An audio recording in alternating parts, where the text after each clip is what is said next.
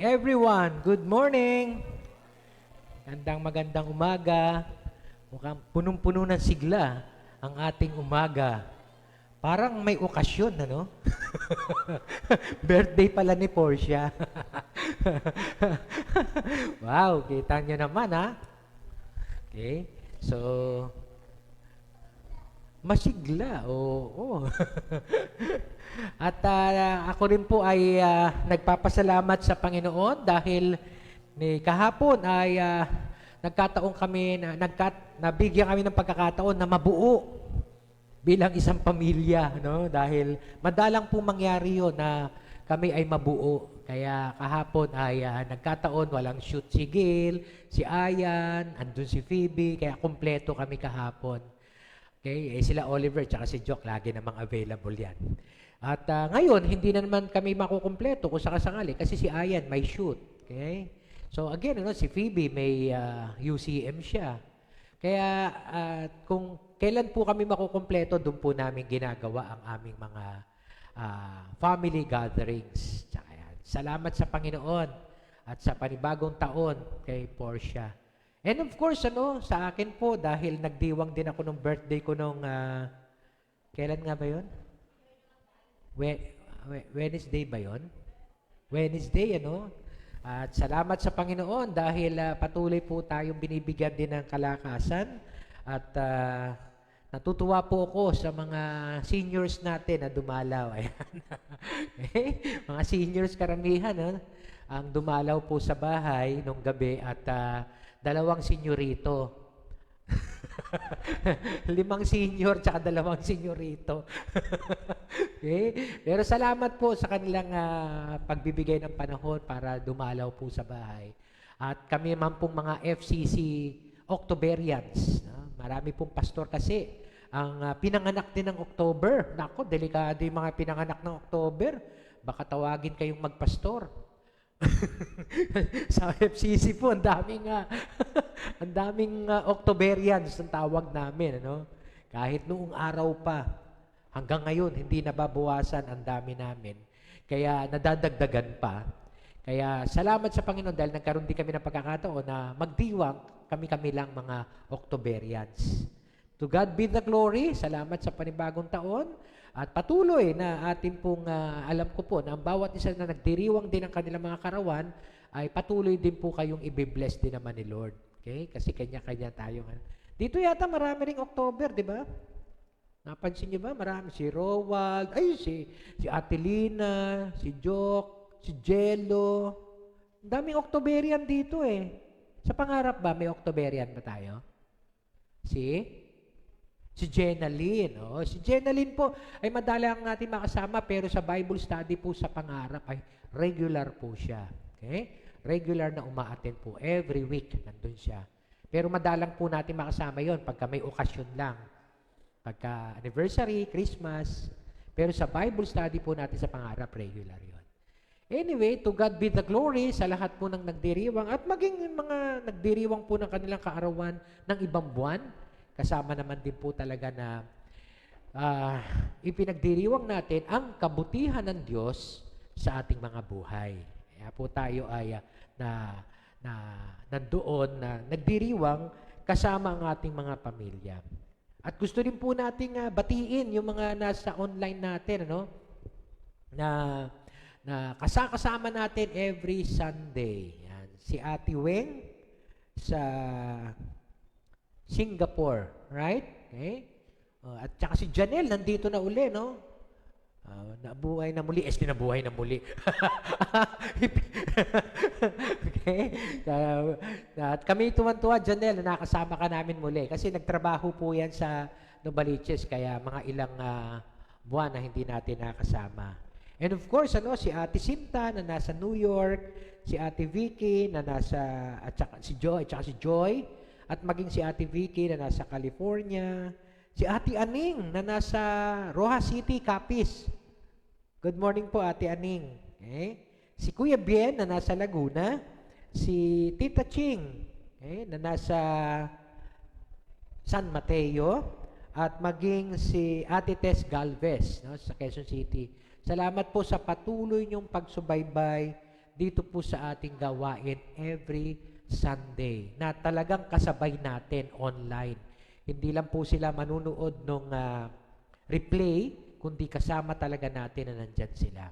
Salamat po at to God be the glory. Patuloy din kayong pagpalain ng ating Diyos at tugunin ang inyong pangangailangan kung ano man po ito dahil hindi naman po lingid sa ating Diyos ang bawat pangangailangan natin.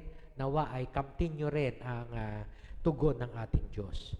So umagang ito, tayo po ay magdiriwang muli ng kabutihan ng ating Diyos at ito po ay sa pamagitan ng kanyang mga salita. Ang kanyang salita na siya pong nagsisilbing gabay sa atin kung paano po tayo mamumuhay bilang kanyang mga anak habang inaantay po natin ang kanyang muling pagbabalik. Yung pong babasahin natin ngayon ay hinati ko uli sa dalawa. Okay? Mahaba-haba itong pericope, no? Yung ating talata na kung tatuusin, isang bagsakan lang yon. Pero hinati ko po sa dalawa. Kasi dalawang klase ng tao ang kinakausap dito ng Panginoon. Kaya yung first part ay yung mga religious leaders. Okay? Yung mga Pharisees. Sa susunod na linggo, pag-uusapan naman natin yung usapan nila ng mga teachers of the law. So medyo may legal aspect doon. Okay? So hindi lang religious leaders sila, kundi sila ay teachers of the law. May legal aspect, pero meron din pong patungkol sa law, sa batas ng Diyos. Okay? So hindi ito batas ng tao, kundi batas ng Diyos. Kaya hinati ko na lang po sa dalawa. Para sa ganun, hindi po masyadong mahaba yung ating magiging preaching. Dahil may mapapansin tayong tatlong bahagi na tinuro ng Panginoon para sa mga Pharisees at tatlong bahagi na itinuro naman sa teachers of the law. Kaya magiging 6 yung kung isang bagsakan. So hinati ko na lang po sa dalawa. Kaya ngayon, yung babasahin lang po natin ay mula sa Luke chapter 11 verse 37 to 44. Okay? Yung 45 to 54 sa susunod na linggo na lang yon. So hilingan ko po lahat na tumayo at atin pong babasahin at pakinggan nyo po yung kwentuhan dito.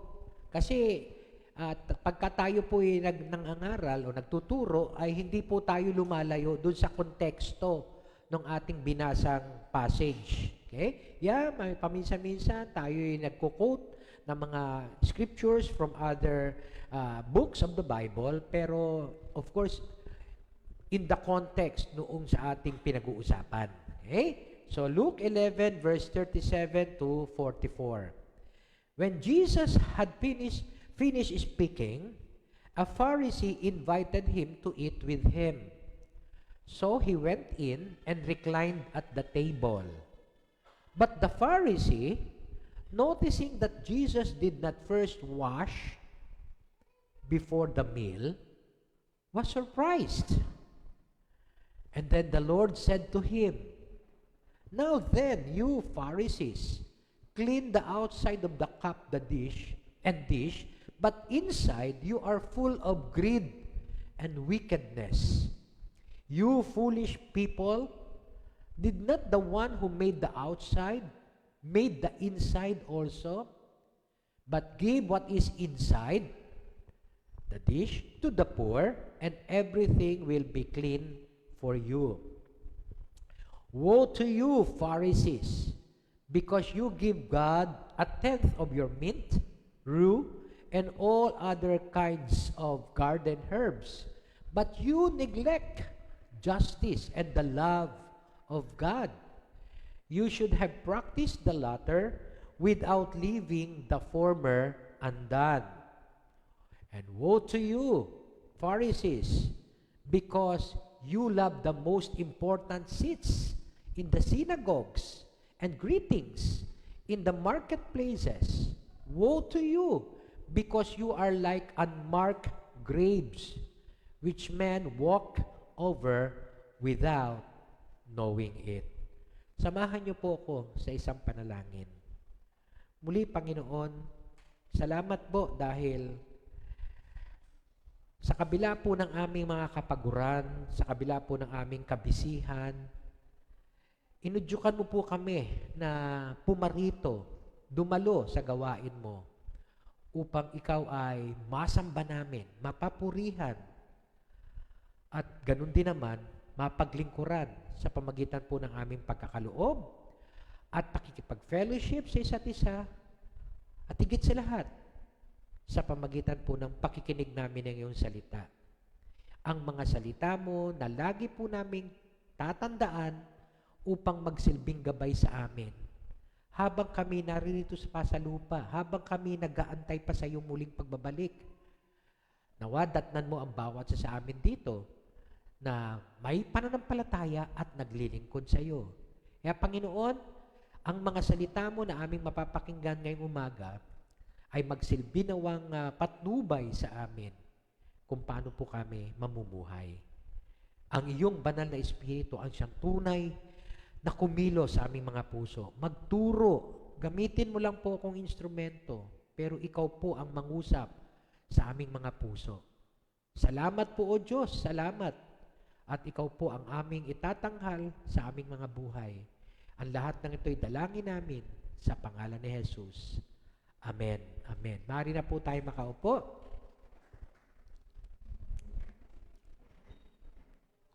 Ayan, yung mga Sunday schoolers natin, ayan. Ayan, marami-rami kayong tuturuan ni Kuya Jason.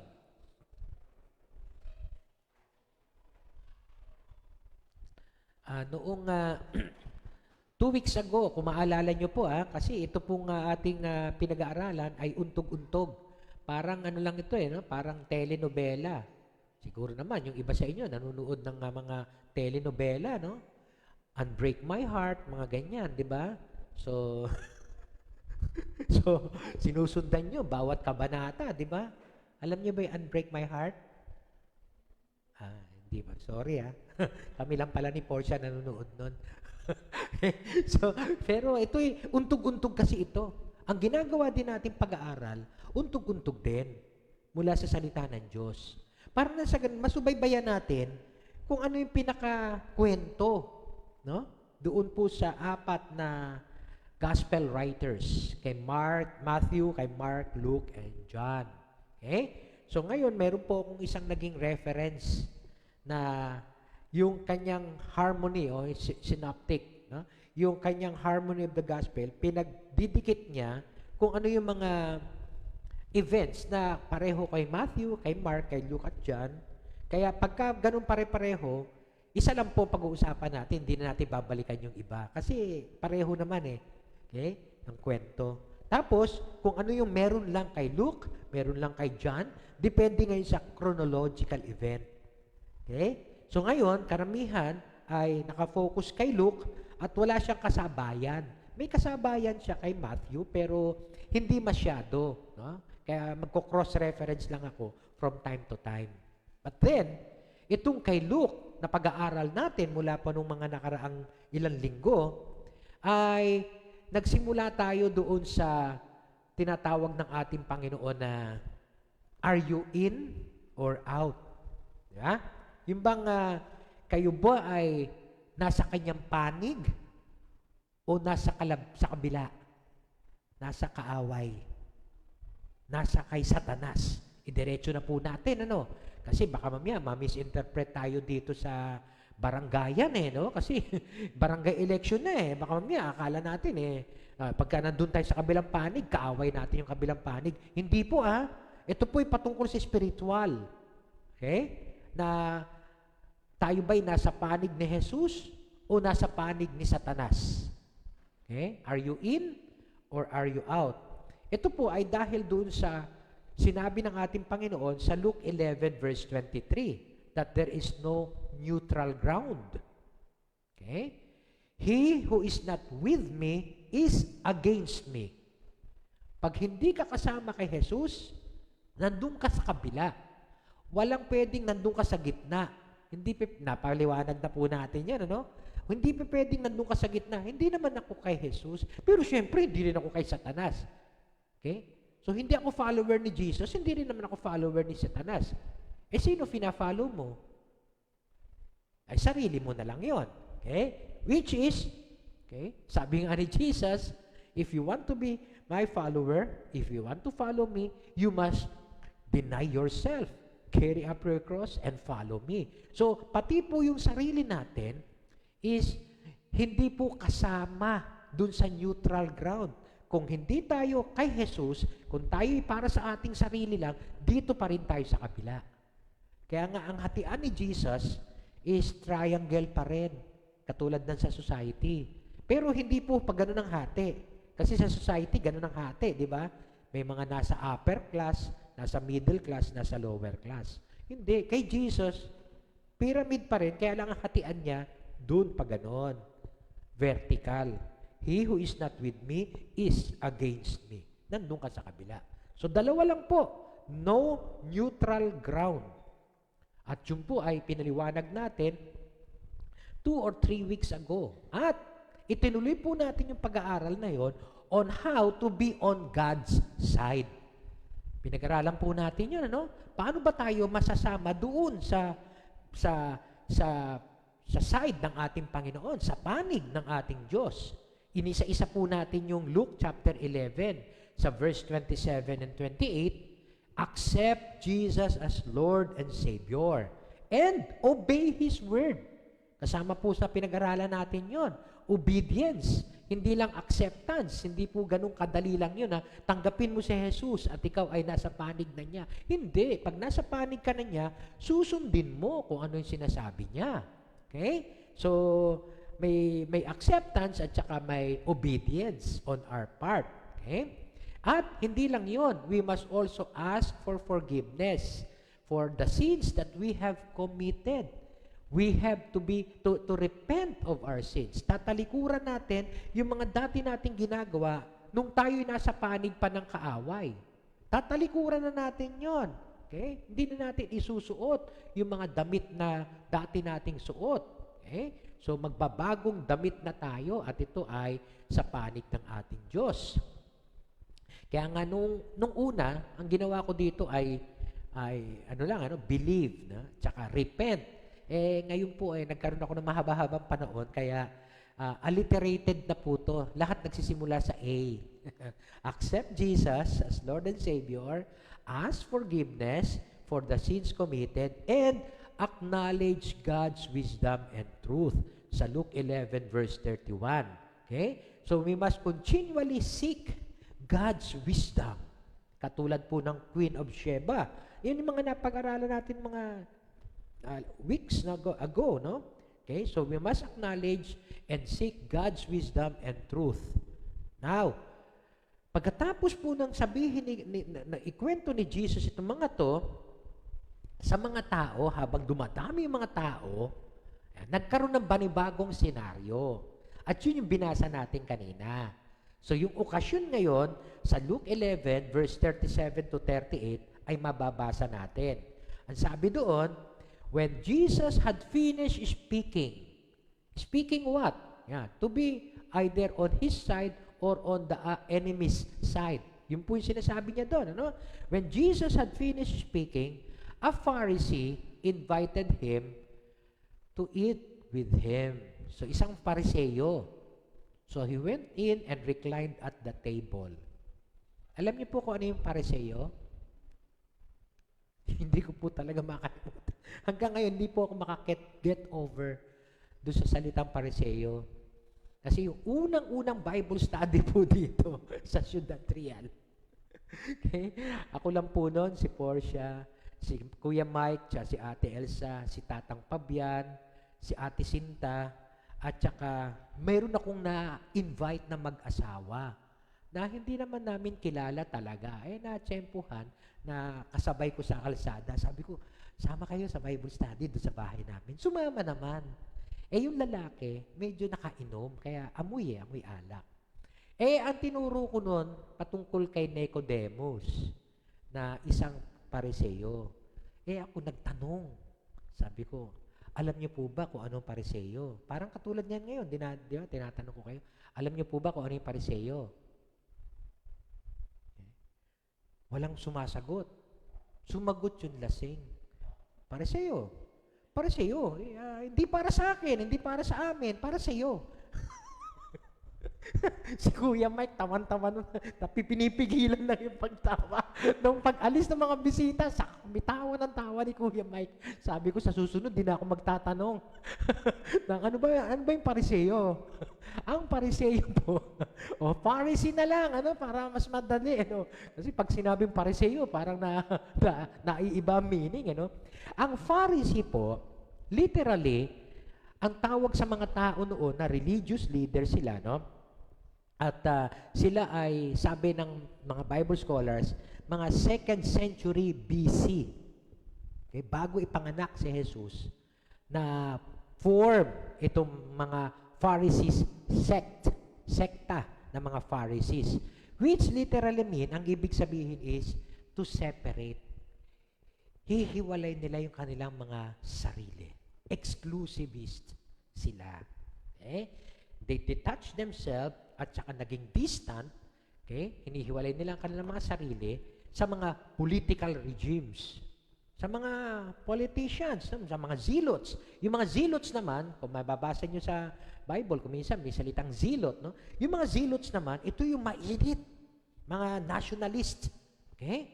Sila mga exclusivist, Ito naman mga nationalist na to, ito yung mga gustong itapple down ang Roman Empire, ang Roman government. Kaya medyo mainit sila.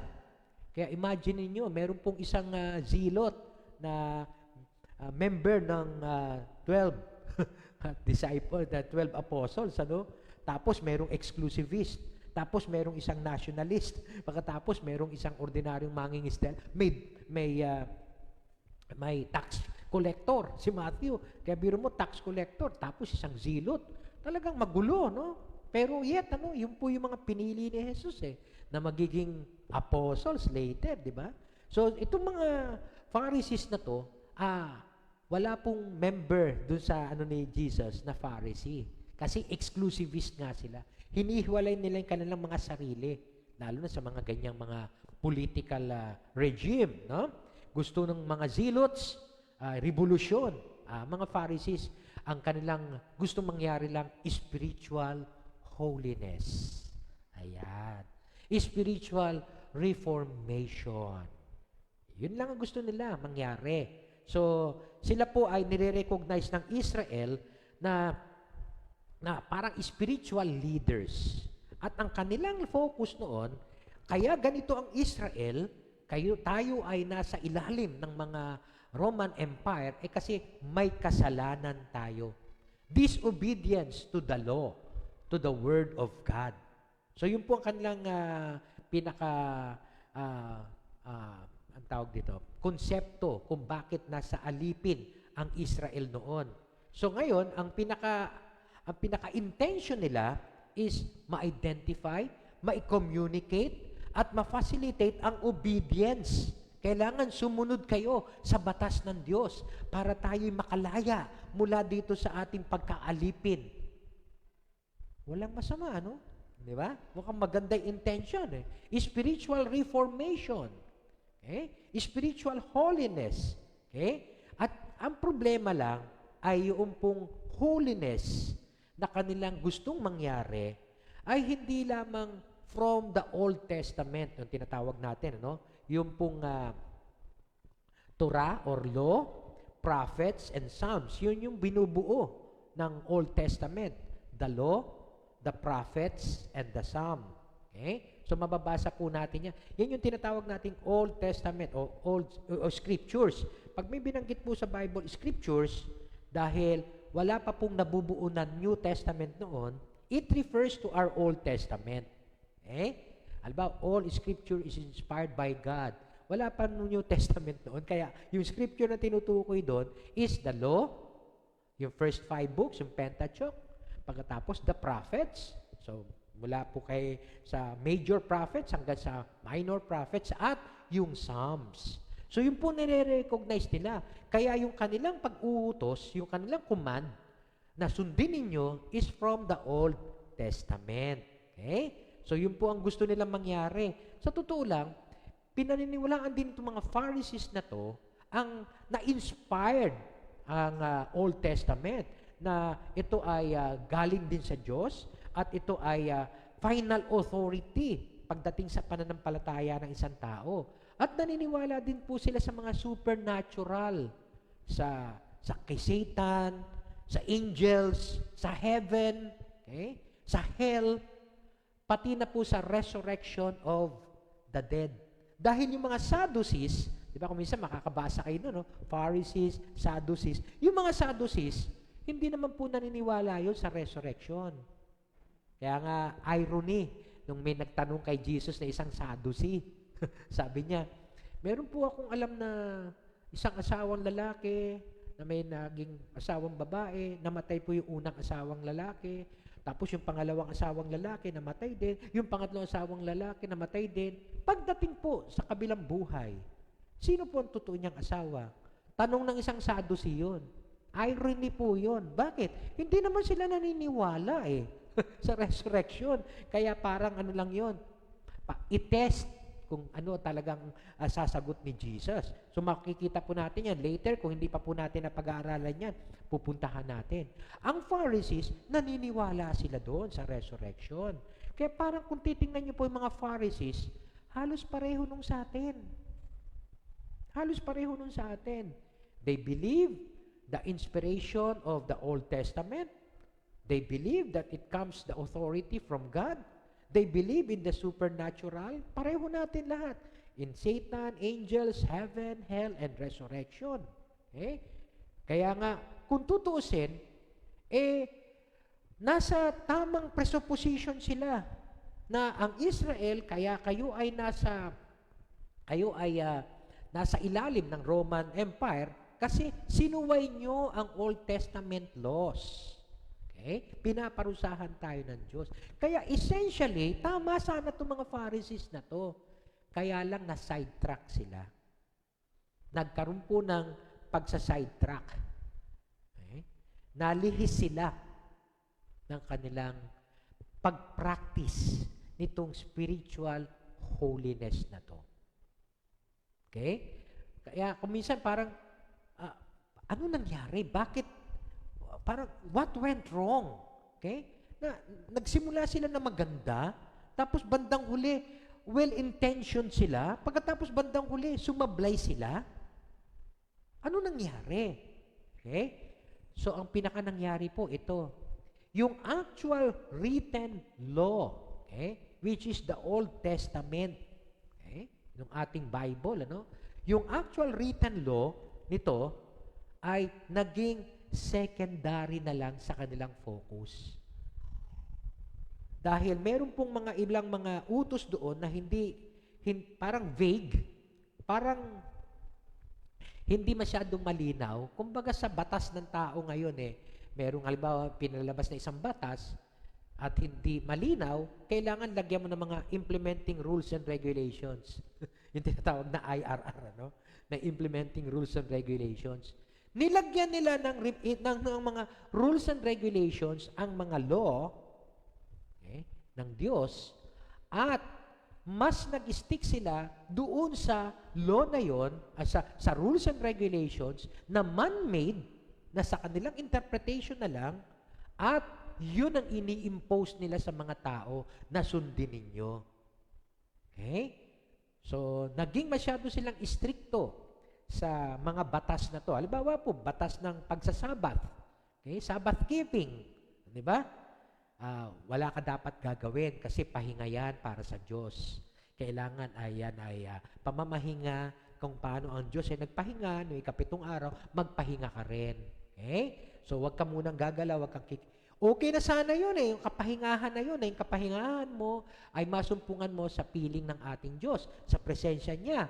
Pero, nung si Jesus na ang nagpapagaling during Sabbath, ay inakusahan na nila na Sabbath breaker. Bakit?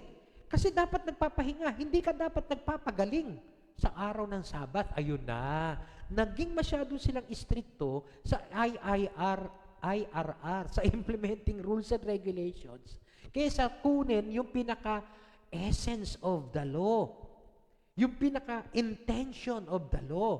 Anong intention of the law? Sabbath. Okay? Freedom yun, deliverance. Mapalaya ka. Mula sa isang linggong kapagaran mo, mapalaya ka. Si Jesus nagpalayas ng isang demonyo, nagpagaling during Sabbath. Pinalaya niya yung taong nakakulong, nakatanikala kay Satanas at siya ay nakatanikala sa kasakitan. Pinalaya ni Jesus tapos pinaparatangan siya ngayon na Sabbath breaker. Instead na makita ninyo na pinalaya ko nga itong taong ito. Yun naman ang pinaka-essence of Sabbath law. Pero sa kanila, hindi ka dapat kumikilos, hindi ka dapat nagpapagaling. Pwede ka magpagaling sa ibang araw, wag lang sa Sabbath. Ayun na. Yun ang nangyari sa kanila. Doon na sumablay itong mga Pharisees na to. Naging masyado silang istrikto sa mga traditions at saka sa mga rules and regulations na man-made na sila lang din ang may gawa. Okay? Kaya ang nangyari ay mas ngayon, binibigyan na nila ng halaga yung oral law rather dun sa written law. Yung kanilang mga sinasabi. Mas ginawa nilang batas yun kaysa sa nakasulat sa Biblia. Kaya naging masyado silang self-righteous. Feeling nila sila lang talagang spiritual at lahat ng tao hindi na spiritual kasi hindi na kayo sumusunod sa batas. Nagkaroon sila ng mishandling ng scripture, meaning yung Old Testament. Tapos, yung tradition nila, yung oral laws nila, mas binigyan na nila ng halaga kesa sa written law. At ang pinakahuli na sablay nila, resistance kay Jesus. Talagang nire-reject nila si Jesus. They do not recognize Jesus, okay, as the Christ. Pagkatapos, meron silang malaking role na gusto nilang i-discredit si Jesus sa kanyang mga ginagawa. Kasi yung ginagawa ni Jesus ay labag sa kanilang mga oral laws sa Sabbath keeping at kung ano-ano pa. Kaya mamaya makikita natin yung ilan sa mga pinakikita ni Jesus na kapalpakan nitong mga Pharisees na to. Pero ang pinaka matindi na sablay nila ay hindi lang yung pagiging self-righteous nila, hindi lang yung mishandling nila ng scripture, hindi lang yung pag-aangat ng tradisyon nila kaysa sa mga utos talaga ng Diyos, kundi higit sa lahat, yung pagtanggi nila kay Jesus, yung pag-reject nila kay Jesus. Okay? So ngayon, sa senaryo, merong isang Pharisee. Okay, so kaya nga gusto kong ipaliwanag muna sa inyo kung ano isang Pharisee. Kasi sooner or later, lagi natin maririnig yung salitang Pharisee. Lalo na ngayon. Dahil malapit na yung malapit na yung pagpasok ni Jesus sa Jerusalem. Kaya yung mga Pharisees at saka Sadducees at saka other religious leaders nagiging active na. Madalas na nating mababasa sa mga susunod na talata. Kaya gusto kong mapaliwanag muna kung ano ang isang Pharisee. Okay? May isang Pharisee ngayon, inimbitahan si Jesus. Pagkatapos niyang magsalita, "He who is not with me is against me. He who does not gather, scatters. He who does not gathers with me, scatters." Okay? So, ngayon, nagbibigay siya na no neutral ground. Okay? You must repent of your sins to be on my side. You must seek God's wisdom to be on my side. You must accept me as Lord and Savior to be on my side. Ito ngayon, may isang Pharisee. Inimbitahan siya. Siyempre, yung mga Pharisee, nakwento ko sa inyo, exclusivist yan. Hinihiwalay nila ang kanilang mga sarili. Pero this time, itong Pharisee na to, inimbitahan siya para kumain. Okay? Na, tinanggap naman ni Jesus. He went in and reclined at the table. Alam niyo po, sa mga Hudyo, pagka sila po'y kumakain, naka-relax mode. Yung parang, relax na relax pag kumakain. Diba, naalala ko ng bata kami. Uy, huwag kang ganyan. Tumayo ka na, umupo ka na maayos. Diba, parang, hindi ka kailangan naka-relax mode. Okay? Diba, parang ganun ka lang. Ay, hindi ka pwede. Kailangan tumayo. Umupo ka na mabuti. Umupo ka na maayos. Nasa harapan ka ng pagkain. Pagkatapos parang binabaliwala mo.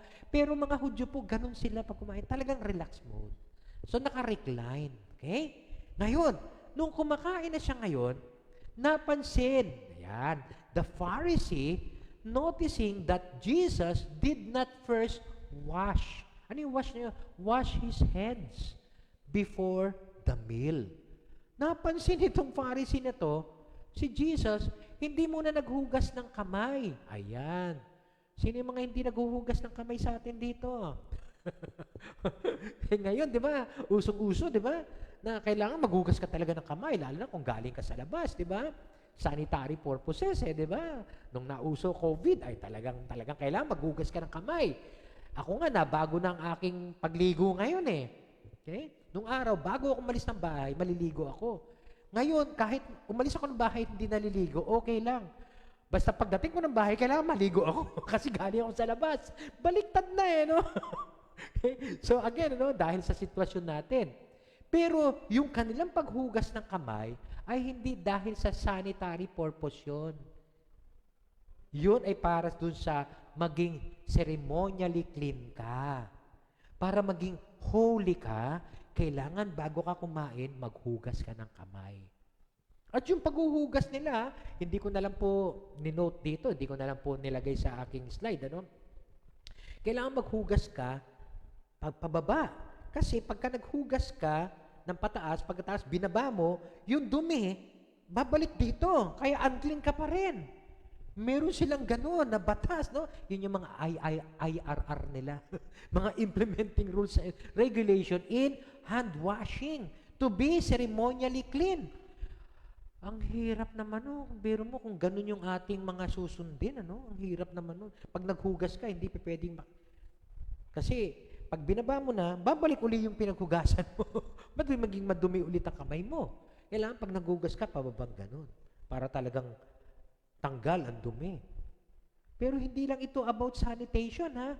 It's more about the ceremony of being holy. Being holy. Pag kumain ka nang hindi ka naghuhugas ng kamay, hindi ka banal. Hindi ka banal. At yun ay part ng kanilang oral law. Yun ay part ng kanilang tradisyon. Pero sa totoo lang, hindi naman po yun ang written law. Part lang ng kanilang oral law yun. Kaya ngayon, parang ang nangyayari, hindi ka spiritual kapag hindi ka naghugas ng kamay. Huwag po kayong mag-alala. Dito, pag hindi po kayo naghugas ng kamay, okay lang yon. Nasa inyo yun, baka makakain kayo ng mikrobyo eh. Pero hindi tungkol doon sa spirituality to. Hindi ibig sabihin nun, mababawasan ang kaligtasan nyo pagpunta ng langit. Although pag hindi ka naghugas ng kamay at may nakain kang may mikrobyo, baka mauna mong makita si Lord sa langit. Yun lang, ano. Pero hindi po makakabawas ng kaligtasan. Pero sa kanila, makakabawas ng kabanalan mo talaga yon. Kabanalan yon. Okay? So, it is more of holiness issue rather than sanitary. Okay? Kaya nga po, nakita ko na meron pang isang at yung pong yung pong Pharisee, he was surprised. Nagulat siya na si Jesus hindi naghugas ng kamay. Supposedly, si Jesus ay isang kinikilala din nila as rabbi, guro, dapat alam niya yon.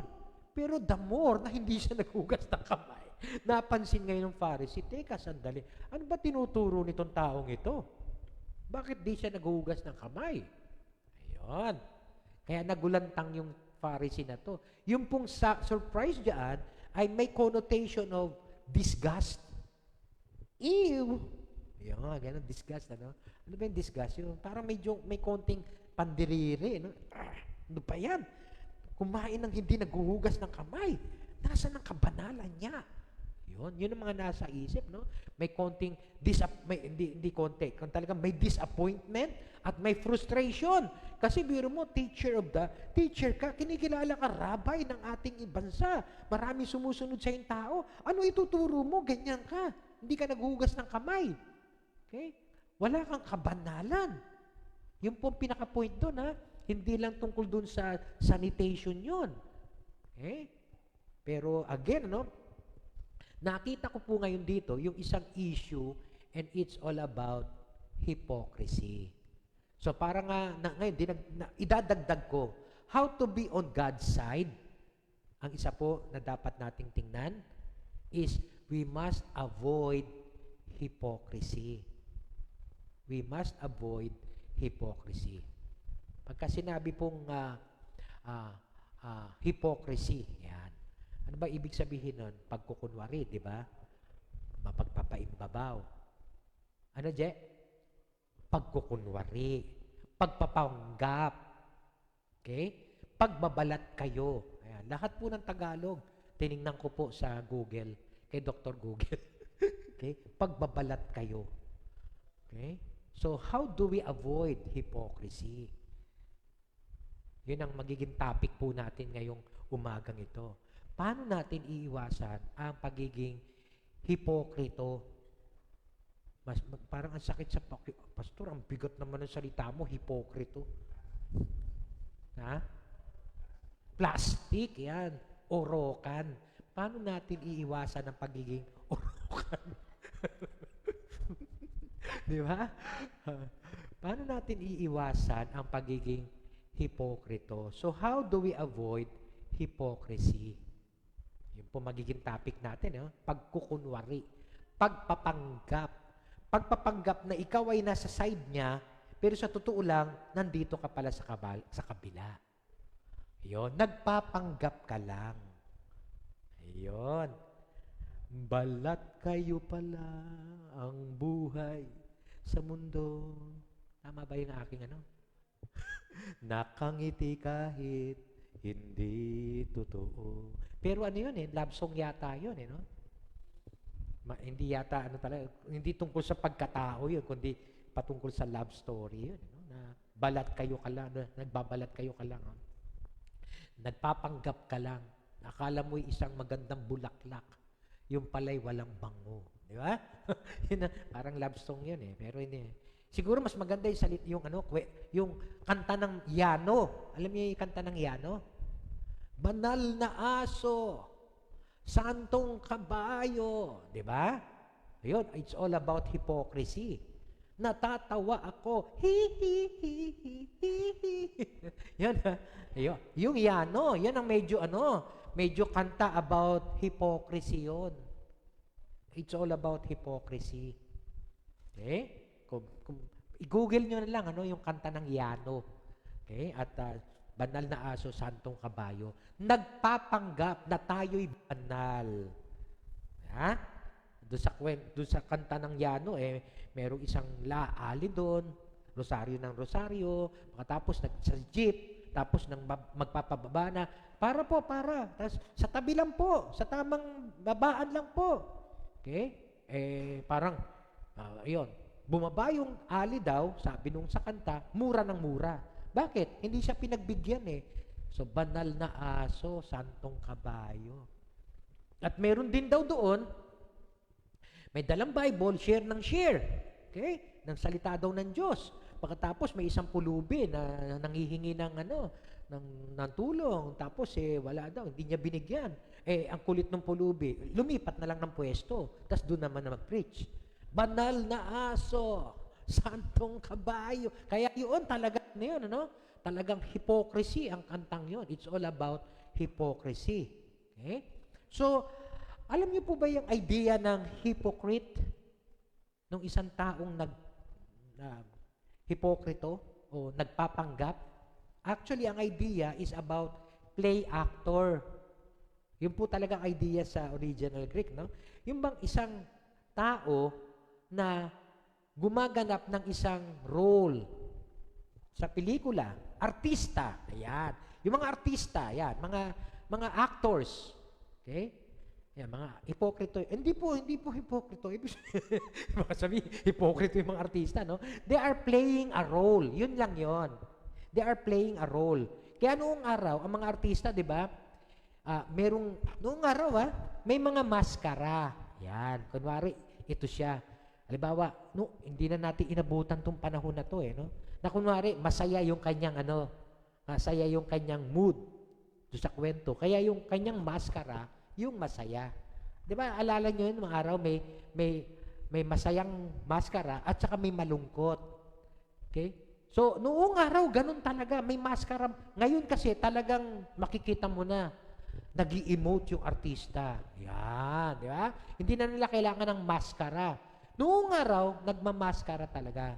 So, parang sinasabi, hindi ako to, maskara ko lang ito.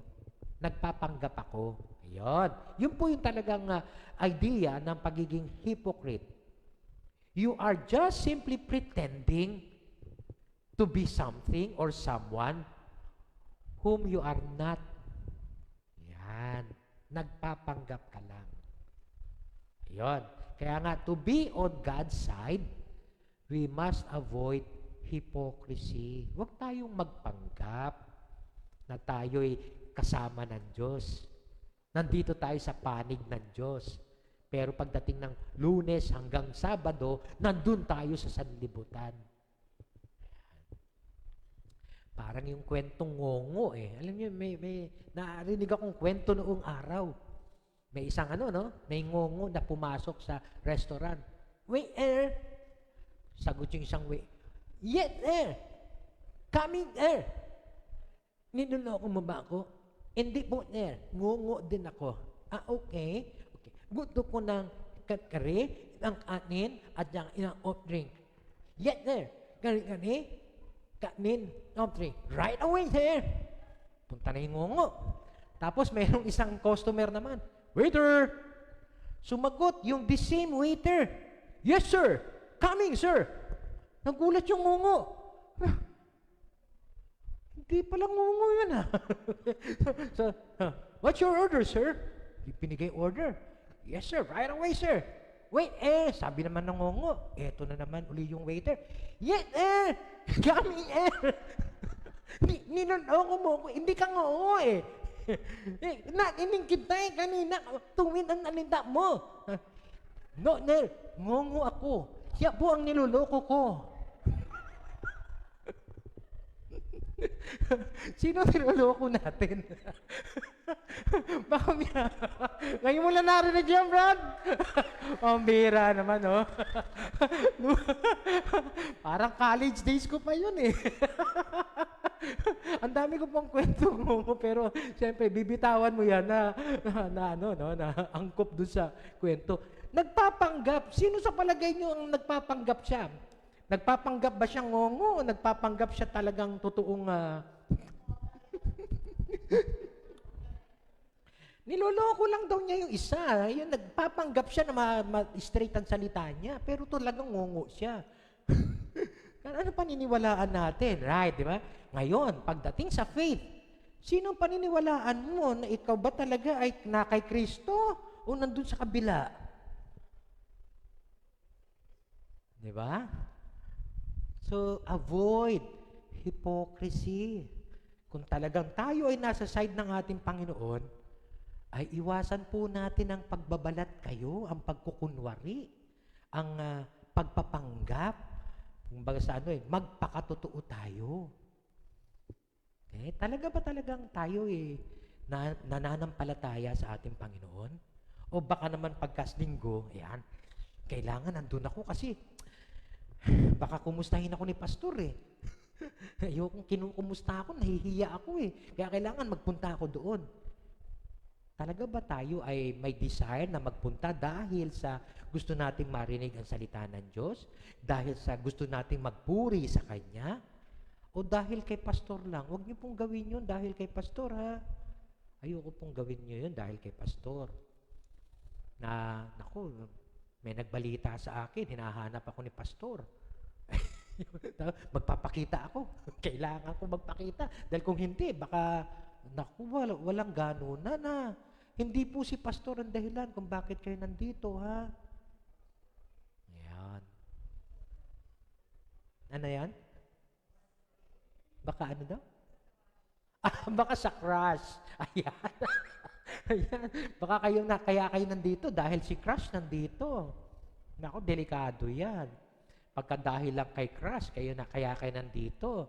Mga kabataan, Okay? So again, Again, isipin natin, what does our life look like on the inside? Yon. Ano ba talaga tayo sa totoo lang? What is happening inside of us? Are we for real? O tayo ay nagpapanggap lang? Ha? Sana tingnan po natin. In order for us to be on God's side, we must avoid hypocrisy. Okay? Huwag tayo yung pagka, nandiyan si pastor, ayan, preaching na. Ayan, dapat nakapwesto tayo sa malamig. Tapos biglang nagpatawa si pastor. Nagpatawa, hindi tawa ka rin kailangan. Pero nagising ka lang pala, no? Sana talagang gising tayo, ano? Hindi yung pagka nagpatawa lang si pastor, saka lang tayo magigising. Okay? Hindi po natin maikakaila, no? Kuminsan sa tao, pwede siguro hindi makahalata ang tao, pero hindi po maikakaila yun sa Diyos. Yan. Bakit? Alam ng lahat ang sagot. Kasi nakikita ng Diyos ang ating puso. Tama ba? Yun. Kaya nga ang number one, in order for us to avoid hypocrisy, is to pay attention to our heart. Tingnan natin ang ating puso. Kasi hindi nakikita ni pastor ang puso natin. Ang Diyos at saka ikaw. It is between you and the Lord ang tungkol sa heart issue. Nung isang linggo, pinag-aralan natin yung tungkol sa magiging malabo ang mata, di ba? Okay? Pero kung ano daw yung mata natin, yun daw ang ating buhay, yun ang ating laman, yun ang ating kalooban, yun ang ating puso. So, nakikita daw. Diba? Kaya nga kuminsan, sa mata, kahit sabi mo nakangiti yung mga yan, makikita mo, alam mo nakangiti ka, pero parang nararamdaman kong may lungkot ang mata mo. Right? Sa counseling, kuminsan, ginagamit ko yun. No? Kaya nga, sa counseling, kailangan maging observant ka doon sa tao. No? Ano ba talaga ang laman ng puso natin? Tayo mas nakakaalam nun. At ang Diyos. Kaya in order for us to avoid hypocrisy, let's pay attention to our hearts. At yun po ang sinabi ni Jesus sa Luke 11 verse 39 to 41. The Lord said to him when the Pharisee was surprised, no? When he was disgusted and disappointed and frustrated that Jesus did not wash his hands, no? Napansin din ni Jesus 'yon. And Jesus said to him, "Now then, you Pharisees, you clean the outside of the cup and the dish, but inside," ito yung cup, no? Ito yung tasa. Okay? Hinuhugasan nyo raw yung labas. Pero yung inside, biglang naging personal. You are full of greed and wickedness. So, umpisa, no? Parang tasa lang Pero parang ang sinasabi niya, kayo pag naghugas tayo, di ba, ng tasa, inuuna natin, syempre, yung loob, nalinisin, bago yung labas. Sino naghugas dito ng labas lang, tapos yung loob, may kape-kape, hindi mo hugasan? Wala siguro matinong tao, no? Halimbawa, teka, may bisita ka. Uy, sige, pagtitimpla kitang kape. Tapos yung campaign tinimpla niya, yung tasa, ay hinugasan niya yung labas. Pero yung loob, alam natin, madumi. Pero, hindi niya hinugasan na. Tinimplahan lang niya ng kape. O, iaalok sa'yo. Iinumin mo yon? Di ba hindi? Alam mo, madumi. Di ba? Pero ganun yung sinasabi ni Jesus sa kanila, foolish people, hinugasan niyo yung labas, pero yung loob ninyo, yun. He's now referring to the heart. Yung loob ninyo, punong-puno ng greed and wickedness. So, medyo pinersonal na niya, no? Pinersonal na niya. So, of course, no, ang maduming tasa, hindi naman usable yun. Ganun din naman, no? Kung punong-puno tayo ng greed and wickedness, did not the one who made the outside make the inside also? Hindi nyo ba alam na parang sinasabi niya dito, no? Yung Diyos na gumawa sa inyo, physically, Siya rin ang gumawa kung ano nasa kalooban ninyo. Kaya alam niya kung ano ang nangyayari sa inyo. Alam niya kung ano laman ng puso ninyo. Yun ang parang implication na sinasabi dito ni Jesus. Okay? So, we must start with the heart. Magsisimula tayo sa puso Okay? Magsisimula tayo sa puso. Kayo, parang sinasabi niya, you are so concerned with the externals. Paghuhugas ng kamay, mga seremonyas. Pero yun laman ng puso ninyo, punong-puno ng greed and wickedness. So hindi dapat ganun ang concern ninyo. Yes, maging concern kayo sa labas, na maging maayos yung ating pakikitungo sa tao, pero maging concerned din kayo sa mga puso ninyo. Huwag kayong magpanggap, huwag kayong maging mapagkunwari na pag nasa labas, sa labas, sa bahay. Pagkatapos pagdating mo sa church, "Hi, Pastor. Ay, mabuti po. Kumusta na kayo?" Pag uwi mo ng "Hi, ate. Kumusta na?" Alin ang totoo doon? Ikaw may nga. O ikaw ba totoong nagsasalita ng tuwid? Alin doon ang totoo? Huwag tayong magpanggap. Okay? Kasi baka punong-puno. Kaya titingnan natin ang ating puso. Let's pay attention with our hearts. No? Masyado tayong concerned kuminsan sa panlabas. Ayaw nilang nakikita na tayo ay ganito ugali. Kaya pag pagdating sa church, sa church tahimik ka na. Sinasabi ko sa'yo, tahimik ka. Hi, kumusta po? Talagang ganun no? Kaya tingnan natin ang ating puso. Let's pay attention with our hearts. Okay? Pag punong-puno ng greed and wickedness yan, kahit na taas-taas na tayo pa ng kamay, pero nasa isip natin, kakainggit naman to si ate.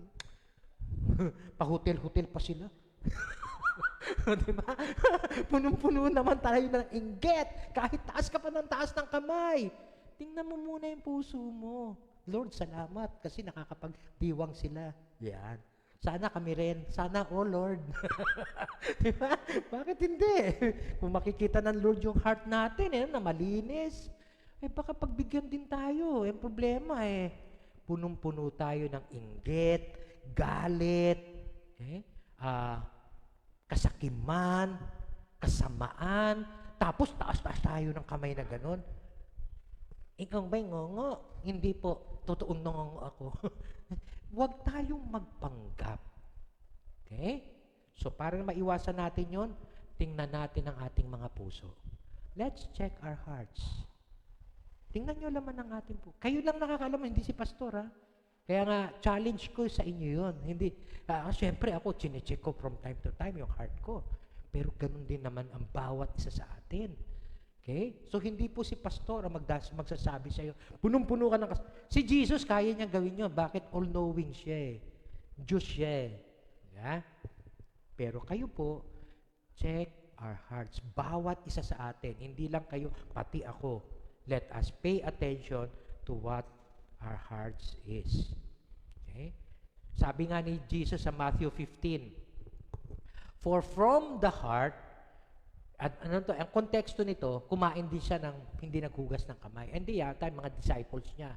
Tapos sinita siya, "Bakit yung mga disciples mo kumakain ng hindi naghuhugas ng kamay?" Ano sagot ni Jesus dito sa Matthew 15? Ibang kwento kasi ito Sabi niya, "Hindi niyo ba alam, what comes in the mouth does not make a person unclean, but what comes out from the mouth." Kasi from the heart comes out evil, murder. So, hindi yung kinakain mo ang magpapadumi sa'yo, kundi ano yung lumalabas sa bibig mo. Bakit? Ano lumalabas sa bibig mo? Ayon, pagpatay, pangangalunya, pagsisinungaling, pagnanakaw, paninirang puri. These are what makes you unclean, what defile you. Eating with unwashed hands will never defile you. So spiritually po, tinutukoy dito ni Jesus. Kasi sinisita siya. Bakit yung kanyang mga alagad kumakain ng hindi naghuhugas ng kamay? Hindi yung pumapasok sa bibig ang magpapadumi, kundi kung ano lumalabas. Kasi kung ano lumalabas, galing yon sa puso. Galing sa puso yon. Kaya nga po, hindi yung pagkain. Okay? Kung hindi yung pumapasok, kundi kung ano ang lumalabas. Kaya doon siguro mararamdaman natin kung ano ang laman ng puso ng isang tao. Ano lumalabas sa kanyang bibig? Ayan. Kung ang lumalabas sa bibig niya ay galit, paninirang puri, pagsisinungaling, patungkol lahat sa kasamaan, pagmumura, yan. Makikita mo kung ano laman ng puso. Let's check our hearts. At may solusyon naman ng Diyos dun As we check on our hearts, sabi niya sa Psalms 51, create in me, Lord, a clean heart. Why don't we make this as our prayer? Lord, create in me a clean heart and renew a right spirit within me. Okay? Likhain mo, O Diyos, isang pusong dalisay. Okay? Likhain mo po sa akin.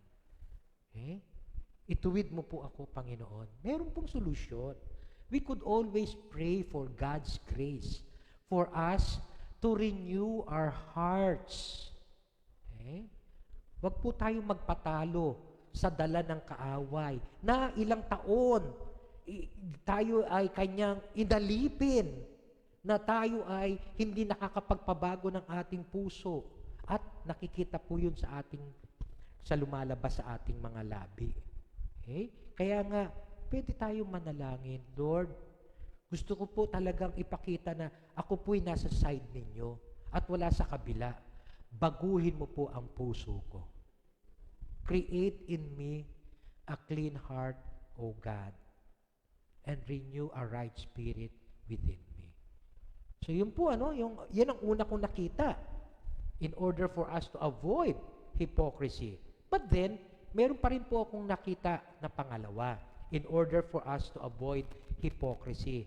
Prioritize what is more important to God. Unahin natin kung ano yung mas mahalaga para sa ating Diyos. Ayan. In order for us to be really on His side, unahin natin kung ano yung kanyang gusto. Okay? At ito ay binanggit sa Luke 11 verse 42. Woe to you, Pharisees! Yung po salitang woe, aba, sa inyo,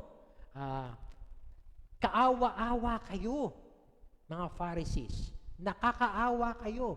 Bakit? You give a God a tenth? No, nagbibigay kayo ng mga tithes ninyo, even yung mga herbs, mga mint. Okay? Nagbibigay kayo niyan, and all other kinds of garden herbs. Nagbibigay kayo ng mga tithes ninyo. Okay? Pati na yung mga halaman na tumubo, binibigay pa nila yung tithes na yon. Okay?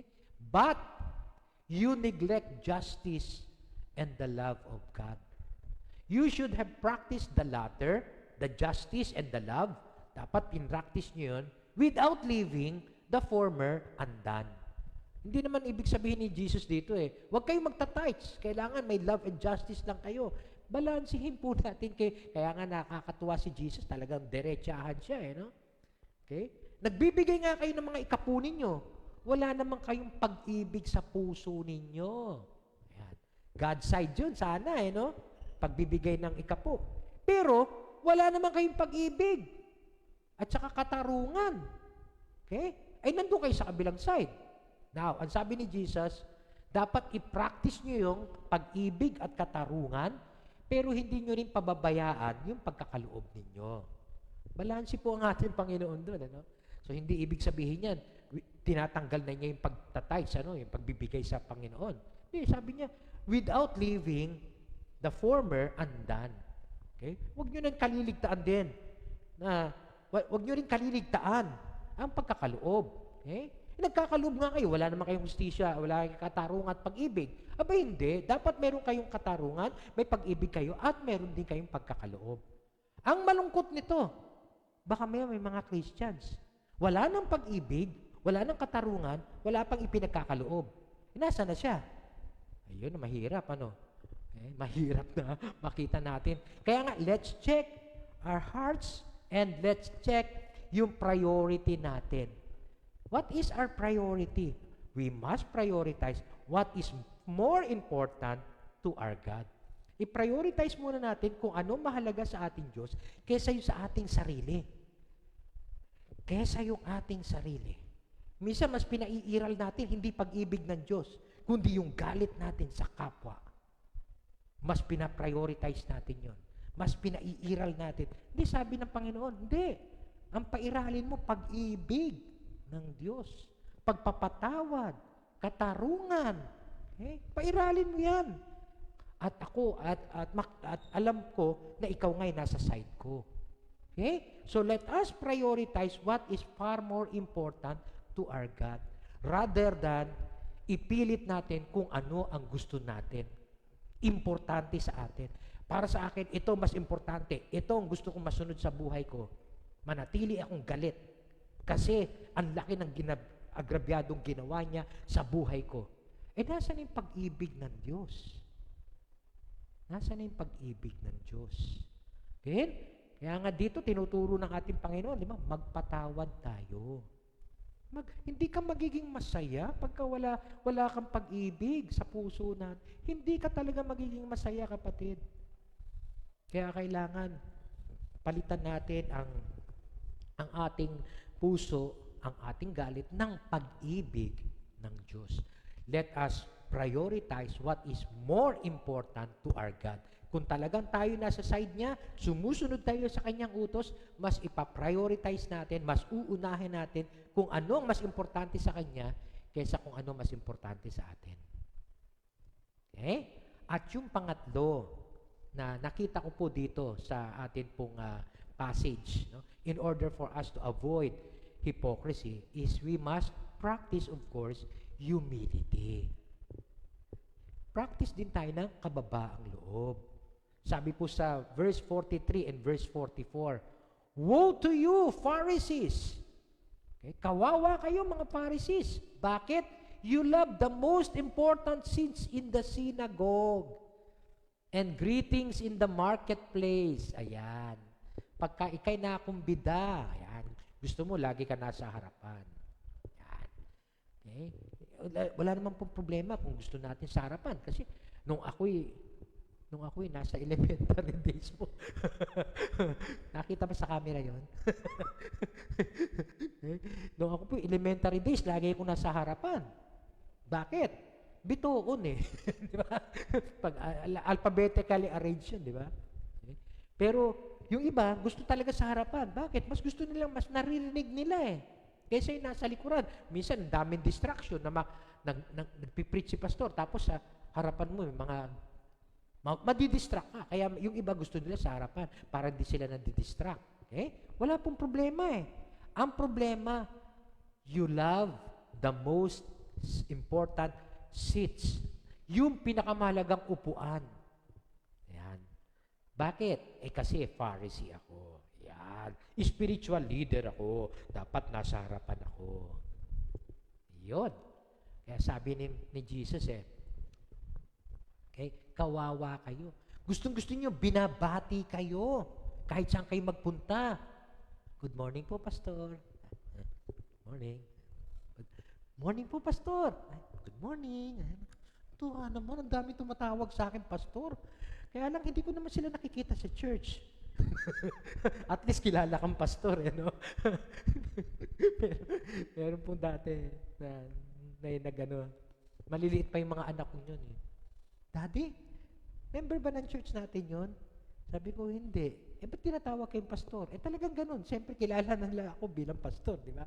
So, tawag na lang yun. Pero, ang tanong, talaga bang ako'y nagpapastor sa kanila? Sa school namin, ayoko nga magpatawag ng pastor, pero tinatawag nila akong, yung iba tumatawag pa rin pastor. Pero ang mahalaga nito yung kuya na lang, okay lang. Kaya mapapansin nyo, merong iba po tayong members, kuya ang tawag sa akin. Kasi nung nagsimula ang servants natin, kuya ang tawagan namin. Yan, si Gerard, Kuya Vic ang tawag sa akin yan. Si Joy, Kuya Vic ang tawag sa akin yung mga yan. Okay? kaysa pastor. Kasi parang masyadong formal. Mas maganda yung relational. Kuya Vic, ate, kuya, di ba? Bro, ako, pagka, alam niyo po yung iba nating mga, pagka nag-PM ako, kahit mga pastor namin, bro lang kapatid, bro. Okay? Hindi ko na pinoformalize. Pero yung iba, gustong-gusto, kailangan pastor, ang tawag mo sa akin. Yan. Mga Pharisees, gusto nila, tawagin talaga sila. Oy, bigay mo sa akin yung pinakamagandang upuan, ha? Kaya nga sabi ni James, di ba? Pagpapasok ka, huwag mong piliin yung pinakamagandang o pinakaimportanteng upuan. Baka may pumasok na ibang tao na mas mahalaga ang role kaysa sa'yo at sabihin sa'yo, Brad, pakitayo na lang dyan kasi uupo dyan si Mayor eh. Yari ka, di ba? Upo ka labas. Kundi doon ka sa pinakalikuran. At pagkatapos, ay ate, ay kuya, dito na po kayo sa harapan. Yun. Mas maganda daw yun. Okay? Kaso itong mga Pharisees na to, instead of practicing humility, gusto nila talagang nandun sila. Nasa kanila yung most important seats. Okay? And sometimes, we want to tell other people what we are doing. We seek attention and we crave for people to recognize our accomplishments. Okay? So, medyo nagkaroon ng problema ang mga Pharisees dito. They want to be seen as holy and pious. Holy. Spiritual. Kaya nga, ang ginagawa nila, kung magpipray sila, nandun sa mga panulukan. Diba? Nasa Bible din yan, no? Pag nagpipray sila nandun. Pagkatapos, may mga tingnan mo, spiritual na spiritual siya. Kaya nga sabi ni Jesus they have received the reward in full. Wala na silang magiging reward from heaven. Bakit? Na-rewardan na sila ng mga tao. Pinuri na sila ng mga tao. Kaya nga dapat, doon ka lang sa loob ng bahay mo, tahimik ka lang na nagpipray doon, at pagkatapos, your Father in heaven will reward you. Okay? Pero ito yung mga taong ito And, yung pong kanilang mga ginagawa is actually, may kasamang yung pagyayabang. Gusto nilang talagang babatiin sila. Kaya nga sabi dun sa sumunod na talata, sa verse 44, woe to you again, because you are like unmarked grapes. Ano yung unmarked grapes? Noong araw po, pagka kasi sila ay may mga, anong tawag doon? Ano ba yung grape? Mga nicho? Nicho ba yun? Pancho? Ganun, ha? Okay? May mga, yun sa nakalibing, di ba? May mga grave, may mark yun, di ba?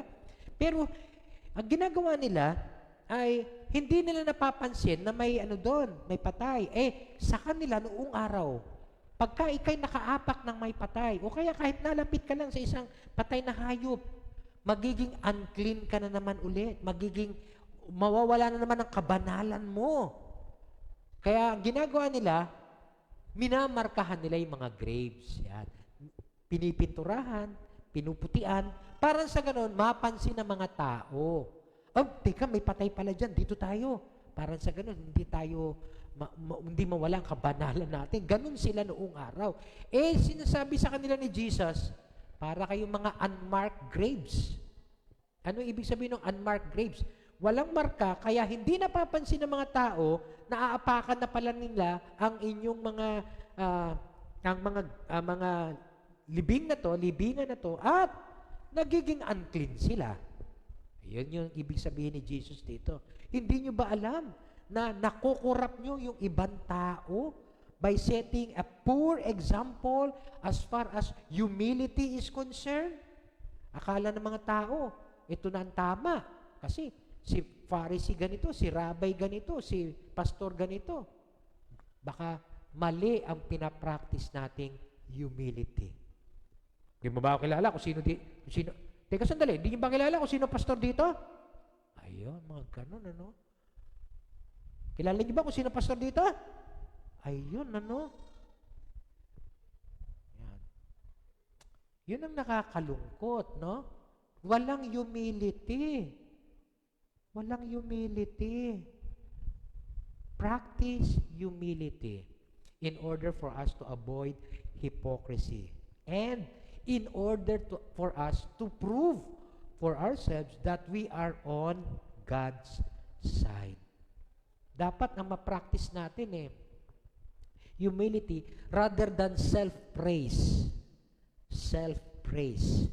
Yung seats of honor, yung praise for themselves were valued by the Pharisees.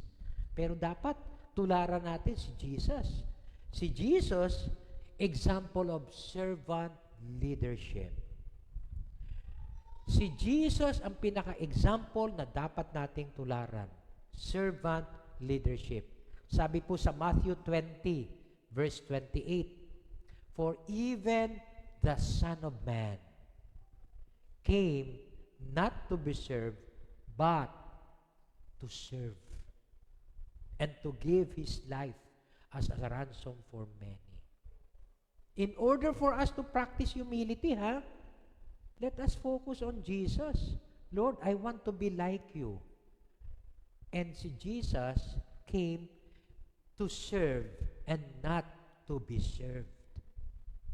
Kaya alam niyo po, di ba, dito sa atin, alang-alang biro to sa church natin, pinapractice natin na si pastor kukuha ng pagkain every time na may okasyon. Napapansin niyo ba yon?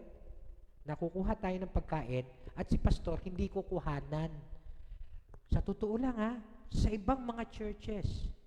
Okay? Ilang churches po ang aking na-supervise. Pastor, wag na kayong tumayo dyan kukuhanan ko kayo ng pagkain. Hindi po, hindi pastor dyan na kayo. Kukuhanan pa talaga ako ng pagkain. Okay? Walang halong biro yun. At hindi ko po namimiss yun. Huwag yung sabihin, siguro si pastor namimiss yun. Hindi po. Hindi ko talaga namimiss yun. Mas gusto ko pa rin talaga kumuha on my own. Kaya lang, pinipilit nila ako Tapos pagdating ng pagkain, sobra-sobrang dami. Okay? Sabihin ko, sandali, sobrang dami nito. Kung nandito po si Portia, pagagalitan ako noon. Kaya po bawasan natin ang aking konsyensya. Bawas po tayo. Ang laki naman, ang dami naman pong binawas nyo. Hindi, ganyan lang talaga ang kain ko. According to my wife. Pero ganun lang talaga. Kaya nga nangihinayang ako. Kaya gusto ko yung ako tatayo, ako kukuha. Kasi konti na lang po tayong kumain ngayon Pero meron pong ganyan. Very important ang mga religious leaders. Naranasan ko po yun noong araw. Nung ako'y katakatabi ng pari namin. Pagka piyesta, ay nako, kung saan magpunta si Father, nandun din si Vic. Katakatabi po talaga ako nun. Kaya pagka pumunta kami sa isang, ay kain. Father, yan. Tapos, Vic, kasi kanang kamay po talaga ako ni Father. Okay? Pagdating sa sumunod na bahay, kain uli kayo. Grabe. Kaya pagdating ng mga afternoon mass, ay naku, bundat na kami ni Father niyan. Tsaka, ganito na po kami maglakad nun. Kasi nakailang bahay na kami. Experience ko po yun. Ganun na talaga kami, papapasok na kami sa simbahan. Ay talaga, wala. Pero very special kami noon. Pero again, let's practice humility. Kung tayo po'y nasa positions, okay? Let's practice humility. Okay? Let's practice humility. Let us serve rather than be served. Lagi nating isipin, ano ang pwede kong ipaglingkod sa Diyos, sa aking kapwa, sa aking community, at maging sa ating iglesia. At hindi yung tayong maghahanap na, Lord, bakit hindi nila ako pinaglilingkuran? Okay? At pagdating ng araw, Matthew 25, the Master was full of praise. Sasabihin sa atin, well done, my good and faithful servant. Yun. Nandun yung salitang servant. Kaya natutuwa po ako doon sa pangalan natin, servants of Christ. Proclaiming Jesus as Lord and ourselves merely as servants of Christ. Pagdating ng araw, nawa ang bawat sa atin dito, marinig natin sa Panginoon, "Welcome, my good and faithful servant." You intend to serve, not to be served. Let us practice humility. So as a challenge to every one of us, in order for us to be on God's side, we must avoid also hypocrisy. Not only accept Jesus, not only ask for forgiveness, not only acknowledge God's wisdom, but we must avoid hypocrisy by paying attention to our hearts, prioritizing what is more important to our God, and practicing humility in everything. Manalangin po tayo.